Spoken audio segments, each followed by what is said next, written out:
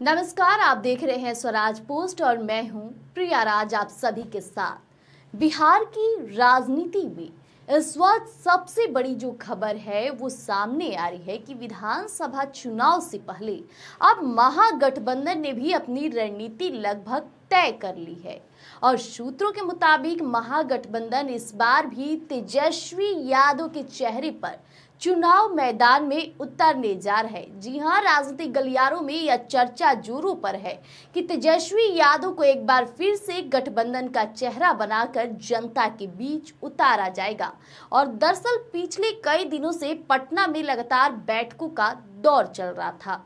इसी बीच राजद, कांग्रेस, वाम दल और अन्य जो सहयोगी पार्टियों के बीच कई अहम मुद्दों पर चर्चा भी की गई और खबर जो है वो ये है कि सभी दलों के बीच अब सहमति बन चुकी है, सब कुछ तय हो गया और सीटों की बंटवारे को लेकर भी लगभग अंतिम दौर की बातचीत पूरी हो चुकी है।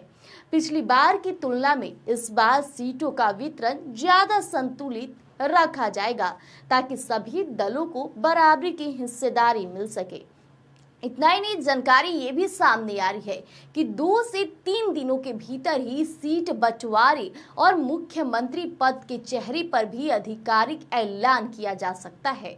ऐसे में बैठक में कांग्रेस, राजद, सीपीआई और अन्य दलों के वरिष्ठ नेताओं ने हिस्सा भी लिया, जहां महागठबंधन की समन्वय समिति की इस मीटिंग में ये भी तय हुआ है कि चुनाव प्रचार तेजस्वी यादव की अगुवाई में चलाया जाएगा और सभी सहयोगी दलों ने इस फैसले पर अपनी सहमति दे दी है। वहीं राजनीतिक जानकारों की माने तो ये भी कहना है कि महागठबंधन इस बार एकजुटता के संदेश के साथ जनता के बीच उतरना चाहता है और तेजस्वी यादव के नेतृत्व में पार्टी यह दिखाना चाहती है कि विपक्ष पूरी तरह से एकजुट है और नीतीश कुमार सरकार के खिलाफ मजबूत विकल्प देने को तैयार है।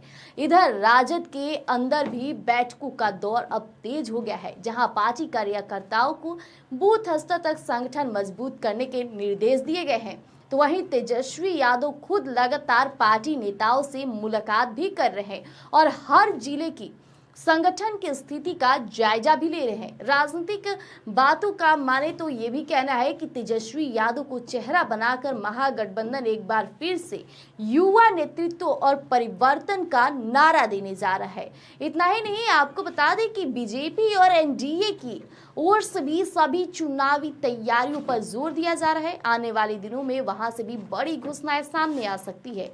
यानी कि कुल मिलाकर बिहार की सियासत एक बार फिर से तेज रफ्तार पकड़ चुकी है, जहां कल बीजेपी कार्यालय पटना देखा गया कि भारतीय जनता पार्टी के तमाम वरिष्ठ नेता दूसरी बैठक की और दूसरी बैठक में तमाम सीटों पर चर्चा भी हुई। इतना ही नहीं, अब बिहार विधानसभा चुनाव में किन क्षेत्रों पर प्राथमिकता दी जा रही है इस पर भी चर्चा हुई, जिसमें शाहाबाद जैसे क्षेत्र हो गए, मगध, दक्षिण बिहार, ये वो क्षेत्र हैं जहां इस बार एनडीए प्राथमिकता देने जा रही है, वहां के कैंडिडेट पर खासा ख्याल रखने जा रहे हैं।